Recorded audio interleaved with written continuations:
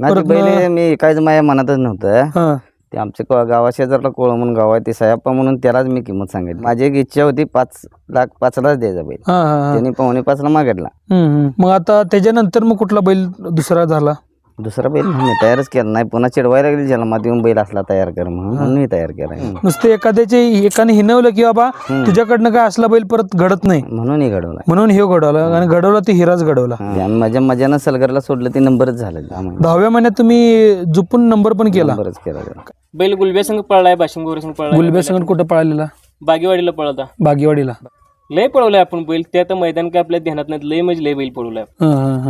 बिनधातीत असताना देखील 2-2 मैदान एका दिवसात केली. एका दिवसात 2-2 मैदान केली. शक्यतो कसं तर 100 मधबाईल सुटला, हां गाडी पलटून त्या दिवशी 2 झाली. 2 झाली.